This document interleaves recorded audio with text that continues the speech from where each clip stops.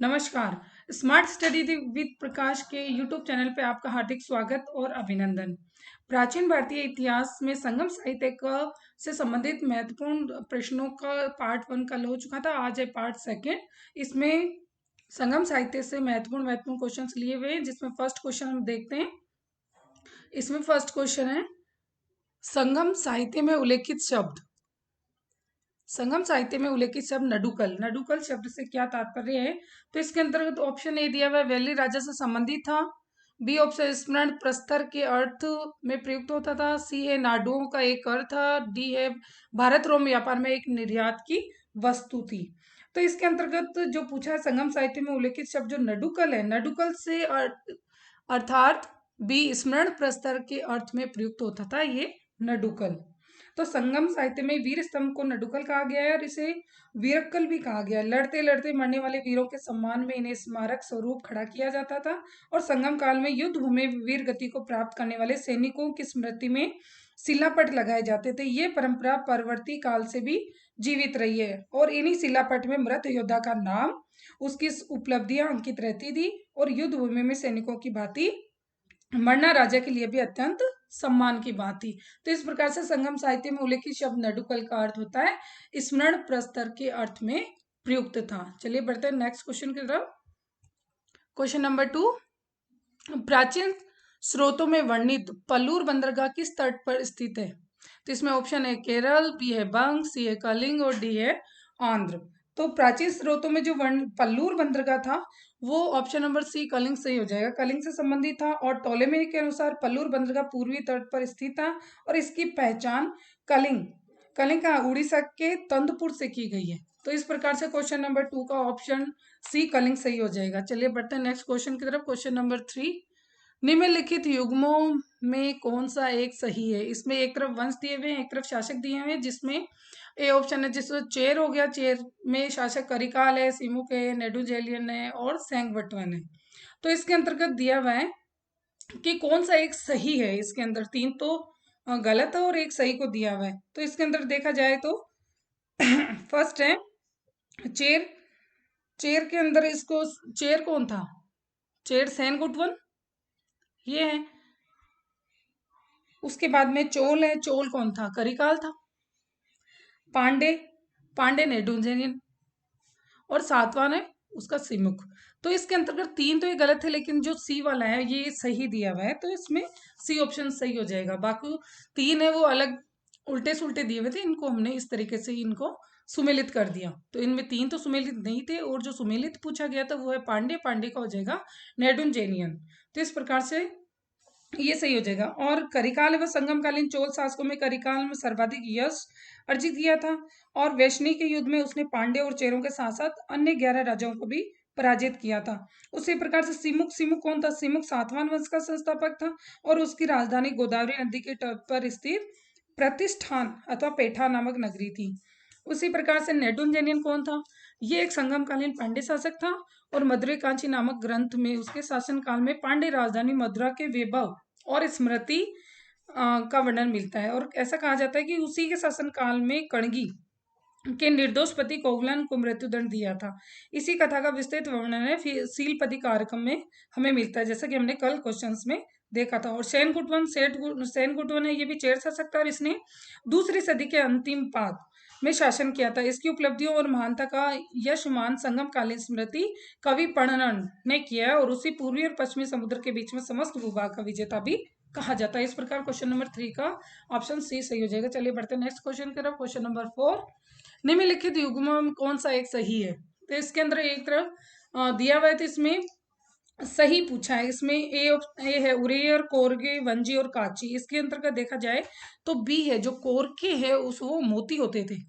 तो इस प्रकार से ये जो कोरके है, कोरके मोती है, यही इसके अंतर्गत सही सुमेलित पूछा है, तो ये सही सुमेलित है। पेरिप्लस ऑफ द एरेथियन सी, इसके अनुसार पांड्यों की जो बंदरगाह है वो राजधानी कोलची और कोरके अपने मोती उत्पादन के लिए प्रसिद्ध है और चोरों द्वारा यह यहाँ से मोतियों की चोरी का उल्लेख भी मिलता है।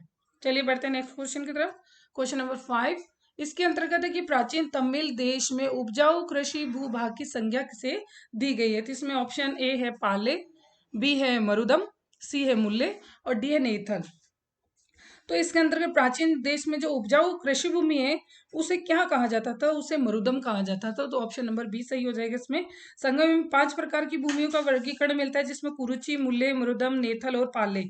और कोरिची में जवार, धान, बांस, चीड़, आम आदि उगाए जाते थे, और मुल्ले में ज्यादातर पशुपालक गडरिये रहते थे। यहाँ रागी, कोडरे आदि उत्पन्न होता था, और मरुदम मैदानी भाग को कहते थे। यह उपजाऊ कृषि क्षेत्र था, यहाँ ज्यादातर कृषक रहते थे, और यहाँ धान, वज्जी, कज्जी, कुबले आदि का उत्पादन होता था। नेतर समुद्रवर्ती क्षेत्र को कहते थे, और यहाँ नमक, मछली आदि का उत्पादन होता था। और पाले रेगिस्तानी भाग था, जहाँ उत्पादन कम होता था। यहाँ के निवासी ज्यादातर लूटपाट, चोरी, डकैती आदि पर ही निर्भर रहते थे। तो इस प्रकार से क्वेश्चन नंबर 5 का बी ऑप्शन मरुदम सही हो जाएगा। चलिए बढ़ते हैं नेक्स्ट क्वेश्चन की तरफ। क्वेश्चन नंबर 6, संगम ग्रंथों में उल्लेखित मरुगन किस देवता से साम्य रखते हैं? इसमें ऑप्शन ए शिव, बी है बलराम, सी है स्कंद और डी है कृष्ण। तो इसके अंतर्गत संगम जो ग्रंथ है उनमें मरुगन देवता है वो जो ऑप्शन नंबर सी है स्कंद, इससे संबंधित रखते थे। और संगम युगीन ग्रंथों में उल्लेखित मरुगन संगम युगीन लोगों के प्राचीन देव है। आगे चलकर उन्हें सुब्रमण्यम नाम दिया गया। स्कंद कार्तिकेय में इनकी अभिन्नता स्थापित की गई थी। और भारतीय आर्य धर्म में स्कंद कार्तिकेय की कल्पना शिव पार्वती के पुत्र के रूप में की गई, और इनकी उत्पत्ति से संबंधित अनेक कथाएं रामायण, महाभारत पुराणों में भी गढ़ दी गई। इन्हें गंगा, शिव, कृतिका आदि का पुत्र स्वीकार किया गया। इन मान्यताओं को संगम युगीन तमिलकम निवासियों ने भी स्वीकार किया है। इसी प्रकार से तमिल भाषा में मरु का अर्थ होता है कुमार, और कुमार भारतीय परंपरा में स्कंद का भी एक नाम माना गया। और मरुगन मूलतः एक पर्वत देवता था, जिसकी उपासना मछलियन नृत्यों में की जाती थी। तो इस प्रकार से क्वेश्चन नंबर 6 का ऑप्शन सी स्कंद सही हो जाएगा। चलिए बढ़ते हैं नेक्स्ट क्वेश्चन की तरफ। क्वेश्चन नंबर 7, निम्न में से किस नदी के मुहाने पे प्राचीन पतन पुहार स्थित था? तो इसके अंतर्गत ऑप्शन जो ए है उसमें कावेरी, बी के अंदर है पेरियार, सी के अंदर है ताम्रपर्णी और डी के अंदर है वेगई। तो जो ये प्राचीन पतन पुहार था वो जो कावेरी नदी है इसके तट पर स्थित है। तो ऑप्शन ए सही हो जाएगा इसमें, क्योंकि सीलपति कार्यक्रम में वर्णित कावेरी पत्तनम का संबंध चोलों से है, और ये संगमकालीन चोलों की राजधानी भी थी। और इसकी जो स्थापना चोल शासक करिकाल ने कावेरी नदी के तट पर की थी, और इसका एक अन्य नाम पुहार भी था। यहाँ चोलों का एक प्रमुख बंदरगाह भी था। तो इस प्रकार से क्वेश्चन नंबर 7 का ऑप्शन ए कावेरी सही हो जाएगा। चलिए बढ़ते हैं नेक्स्ट क्वेश्चन की तरफ। क्वेश्चन नंबर 8, इसमें निम्न राजवंशों में से किस राजवंश का वर्णन संगम साहित्य से प्राप्त नहीं होता है? इसके अंतर्गत पूछा गया कि नहीं होता है। तो इसमें ऑप्शन ए कदम, बी है चेर, सी है चोल और डी है पांडे। तो ऑप्शन ए जो कदम है इसका उल्लेख इस संगम साहित्य से प्राप्त नहीं होता। संगम साहित्य में इस काल के राजनीतिक इतिहास के विषय में जानकारी मिलती है। इससे 3 राज्यों चेर, चोल और पांडे का अस्तित्व का ही पता चलता है, और जो कदम है उनका पता इससे नहीं चलता। संगम साहित्य में उल्लेखित तीनों राज्यों में सर्वप्रथम चोलों का अभ्युदय हुआ था, उसके बाद पांडे का हुआ, और उसके बाद चेर अस्तित्व में आए थे। प्राचीन चोल राज्य चोल मंडलम सुदूर दक्षिण में पेनार और दक्षिण वेलार नदियों के मध्य वर्ती भाग में स्थित है, और चोलों का प्राचीनतम उल्लेख व्याकरण कात्यायन पांड्यों के साथ में किया है। और ऐतिहासिक दृष्टि से देखा जाए तो चोलों का प्रथम उल्लेख अशोक के द्वितीय धोली लेख से मिलता है। इसी प्रकार से प्राचीन पांड्य राज्य चोल राज्य के दक्षिण में कन्याकुमारी से लेकर कोरगे तक विस्तृत था, और प्रारंभ में इसकी राजधानी ताम्रपर्णी नदी के मुहाने पर स्थित कोरगई थी। तो इस प्रकार से जो क्वेश्चन नंबर 8 है इसका ऑप्शन ए कदम सही हो जाएगा। चलिए बढ़ते हैं नेक्स्ट क्वेश्चन की तरफ। क्वेश्चन नंबर 9 इसके अंतर्गत है कि दक्षिण भारत में संगम पर का प्रतिनिधित्व करता था। तो संगम का प्रतिनिधित्व इसके अंदर ए ऑप्शन में कवि, नाट्य, मूर्तिकार या उपन्यासकार, तो इसके अंतर्गत दिए गए हैं। तो इसमें ऑप्शन ए जो कवि है यही सही हो जाएगा। इसके अंतर्गत जो प्रतिनिधित्व है वो कवि करते थे, इसमें कवि और अकादमी आ जाएगा। संगम साहित्य में उल्लेखित संगम संस्कृत भाषा का शब्द है जिसका अर्थ होता है मिलन। ये तमिल कवियों एवं विद्वानों का मिलन था। संगम साहित्य से ज्ञात होता है कि इस काल में कुल 3 संगम आयोजित किए गए थे, जिनमें से पहला मदुरै के अंदर, दूसरा कपाटपुरम में था, कपाटपुरम पुरम या अलवे भी कहा जाता है इसको, और तीसरा है वो उत्तरी मदुरै में आयोजित किया गया था। तो इस प्रकार से इसका ऑप्शन ए सही हो जाएगा। चलिए बढ़ते हैं नेक्स्ट क्वेश्चन की तरफ। क्वेश्चन नंबर 10, दक्षिण भारतीय प्रसिद्ध महाकाव्य कुरल का लेखक था। तो इसके अंदर ऑप्शन ए दिया हुआ है, इसके अंदर कंभन, बी में ओटकुटन, सी है त्रिवल्लुपुर और डी क्या है पुलगेंदी। तो इसके अंतर्गत जो दिया गया है कि इसमें कौन सा इसका बताया गया है तो इसके अंदर जो ऑप्शन सी है त्रिवल्लुपुर, ये इसका सही हो जाएगा। इस क्योंकि कुरल संगम कालीन अष्टादश लघु उपदेश गीतों में 11वीं किंतु सर्वाधिक महत्वपूर्ण ग्रंथ है और इसे मुप्पाल भी कहा जाता है। इसकी रचना का श्रेय है वो सुप्रसिद्ध कवि त्रिवल्लुवर को दिया जाता है और अनुश्रुतियों के अनुसार त्रिवल्लुवर ब्रह्मा के अवतार थे। तो इसी प्रकार से, और उनका जन्म है वो किसी निम्न जाति में ही हुआ था और उन्होंने अपने ग्रंथ की रचना अपने मित्र श्रीलंका के शासक इल्लल और उसके जो पुत्र थे उनको शिक्षित करने के लिए की थी।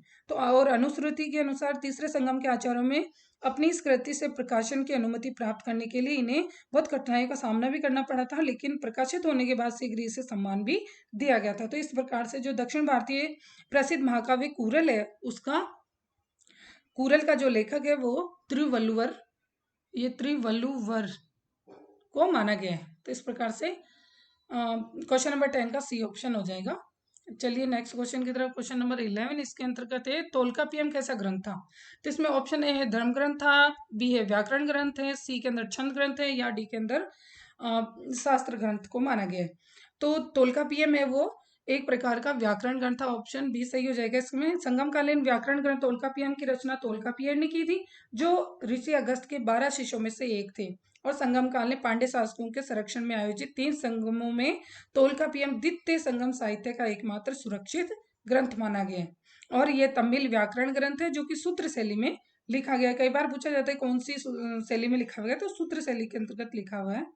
और व्याकरण के साथ साथ इसमें धर्म, अर्थ, काम और मोक्ष की भी नियमावली भी दी गई है। तो इस प्रकार से क्वेश्चन 11 का बी ऑप्शन व्याकरण ग्रंथ सही हो जाएगा। चलिए बढ़ते हैं नेक्स्ट क्वेश्चन पर। क्वेश्चन नंबर 12 इसके अंतर्गत है कि संगम युग में कौन नहीं था। इनमें 3 तो हैं और एक ऐसा है जो संगम युग में सम्मिलित नहीं था। तो इसमें ऑप्शन ए है चेर, बी में चोल, सी पांड्य और डी है चालुक्य। तो डी जो चालुक्य वो ही इसके अंतर्गत नहीं थे सम्मिलित, क्योंकि चेर, चोल और पांड्य तो इसमें सम्मिलित थे। और ऐतिहासिक युग के प्रारंभ में दक्षिण भारत का जो क्रमबद्ध इतिहास में जिस साहित्य से ज्ञात होता है कि उसे संगम साहित्य कहा जाता है, और इसके पूर्व का कोई महत्वपूर्ण ऐतिहासिक ग्रंथ हमें दक्षिण भारत से प्राप्त भी नहीं होता है। संगम साहित्य से इस काल के राजनीतिक इतिहास से संबंध में जानकारी मिलती है और 3 राज्य चेर, चोल और पांड्य के अस्तित्व का ही पता चलता है। और इन तीनों राज्यों में सर्वप्रथम चोलों का अभ्युदय हुआ, उसके बाद में पांड्य आए और उसके बाद में चेर अस्तित्व में आए थे। तो इस प्रकार से जो संगम युग है और संगम युग में चेर, चोल और पांड्य का उल्लेख हमें प्राप्त होता है। चलिए बढ़ते हैं नेक्स्ट क्वेश्चन की तरफ। क्वेश्चन नंबर 13, निम्नलिखित में कौन पूर्वकालीन तमिल साहित्य में उल्लेखित पथकर है। पथकर इनमें से कौन से हैं। तो इसके अंदर ए ऑप्शन दिया गया है, उसके अंतर्गत दिया गया है कि पडुपोरुल, बी में है इडुपोरुल और सी है उल्गू और डी के अंदर है उरुपोरुल। तो जो पथकर है उसे क्या कहा जाता था। तो इसके अंदर जो ऑप्शन सी है उल्गू, उसे ही पथकर कहा जाता था। संगम युग में राजस्व का प्रमुख स्रोत भूमिकर ही था, जिसे कुडमे या इरे कहा जाता था, जबकि पथकर एवं सीमा शुल्क को उल्गू या सुगम कहा जाता था। तो इस प्रकार से पथकर को क्या कहा है, उल्गू। चलिए बढ़ते हैं नेक्स्ट क्वेश्चन। क्वेश्चन नंबर 14 इसके अंतर्गत पूछा गया संगम साहित्य में उल्लेखित शब्द नडुकुल। नडुकुल हमने ये पहले भी देख लिया, रिपीट हुआ है। इसके अंदर बी ऑप्शन हो जाएगा, स्मरण पस्तर के अर्थ में प्रयुक्त होता था। तो इसमें नडुकल का ये हो गया। चलिए बढ़ते हैं नेक्स्ट क्वेश्चन कर। क्वेश्चन नंबर 15 कि संगम काल में रोम और तमिलनाडु के बीच सघन वाणिज्य संबंध थे। अनेक वस्तुओं को तमिलनाडु से रोम में निर्यात होता था। निम्न में से कौन सी वस्तुएं निर्यात में शामिल नहीं थी। तो इसके अंतर्गत पूछा गया है जिसमें मसाले हैं, वेदुरे हैं, हाथी दांत है और शराब है। तो इसके अंदर ऑप्शन डी है वो जो शराब है वो इसका आंसर हो जाएगा, क्योंकि शराब है, शराब को ही नहीं किया जाता था, यहाँ से शामिल नहीं किया जाता था। संगम काल में विदेशी व्यापार अत्यधिक विकसित था और इस समय में तमिल देश का व्यापार पश्चिम में मिस्र, अरब के यूनानी राज्य से तथा पूर्व में मलयद्वीप समूह से चीन के साथ में होता था। इसी प्रकार से तो पेरिप्लस ऑफ द अरेबियन सी का जो अज्ञात लेखक है, उन्होंने भी अपनी पुस्तक के अंतर्गत रोम के बीच भारत और रोम के बीच घनिष्ठ व्यापारिक संबंधों का विवरण प्रस्तुत किया था, जो है नोरा, मुसिरी, तोंडी, नेलसिंडा जैसे पश्चिमी तट के समृद्ध बंदरगाहों का उल्लेख भी करता है।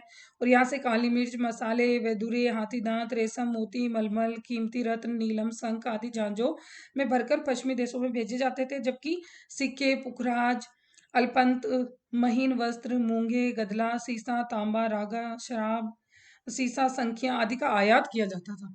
तो इस प्रकार से निर्यात के अंतर्गत शामिल नहीं था, तो शराब नहीं था, जबकि इसका क्या किया जाता था, आयात किया जाता था। ठीक है, तो इसका ऑप्शन डी सही हो जाएगा इसमें, क्वेश्चन नंबर 15 का। चलिए बढ़ते नेक्स्ट क्वेश्चन में, क्वेश्चन नंबर 16। संगम युग निर्दिष्ट करता है, किस चीज को निर्दिष्ट करता है? चोल पांडे या चालुक्यों को, पल्लव चेर पांडे को, चोल चेर पांडे को, चोल पल्लव चालुक्य को।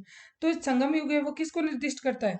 सी ऑप्शन, चोल चेर और पांडे, ये सही हो जाएगा इसके अंदर। संगम युग है वो सुदूर दक्षिण के 3 राज्य चोल चेर और पांडे की संस्कृतियों का अध्ययन किया जाता है, और इसमें चोल राज्य की राजधानी पुहार जिसे कावेरीपत्तनम तथा इसका राज चिन्ह बाघ या चित्ता था, और पांडे राज्य की राजधानी मदुरै थी और इसका राज चिन्ह क्या था? मछली था। तीनों संगम पांडे शासकों के ही संरक्षण में किए हुए थे, और चेर राज्य की राजधानी वज्जी या करियोर थी और इसका राज चिन्ह धनुष था। तो इस प्रकार से चोल चेर और पांडे को संगम युग में निर्दिष्ट करता है। चलिए बढ़ते हैं नेक्स्ट क्वेश्चन करें, क्वेश्चन नंबर 17।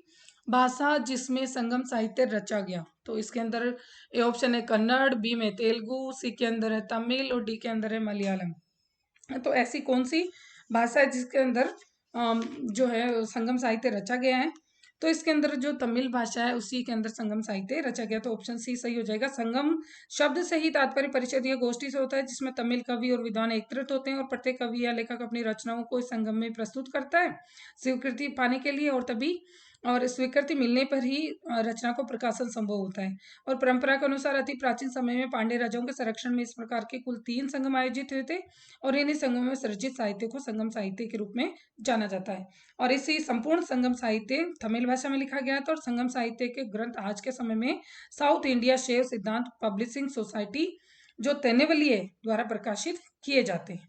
तो इस प्रकार से 17 का ऑप्शन सी तमिल भाषा सही हो जाएगा। चलिए बढ़ते हैं नेक्स्ट पे। नेक्स्ट है कि संगम है एक पुस्तक का नाम है, एक राजा का नाम है, एक जातीय शिक्षित व्यक्तियों का एक समाज है।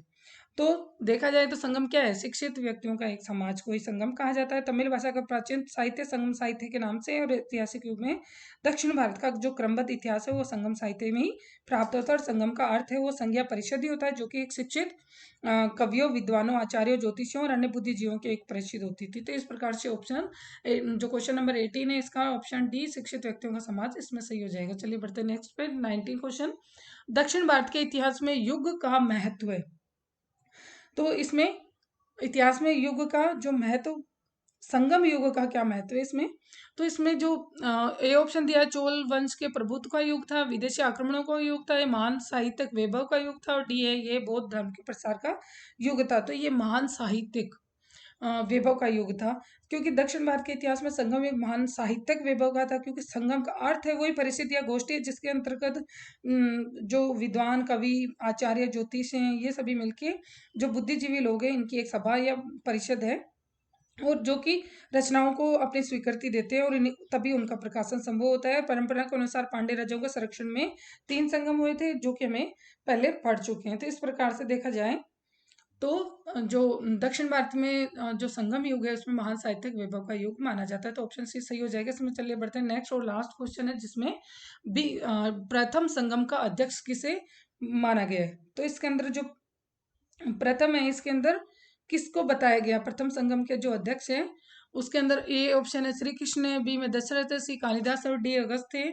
तो इसके अंतर्गत जो डी है अगस्त है, इनको ही वो प्रथम संगम का अध्यक्ष माना गया है। अनुश्रुतियों के अनुसार पांड्य शासक के संरक्षण में कुल 30 संगम आयोजित हुए थे। इनका केंद्र पांड्यों की राजधानी मदुरै में था, और ऋषि अगस्त जिन्हें दक्षिण भारत में आर्य संस्कृति के प्रसार का श्रेय दिया जाता है, और प्रथम संगम के अध्यक्ष भी नहीं माना जाता है। तो अगस्त इसका आंसर हो जाएगा।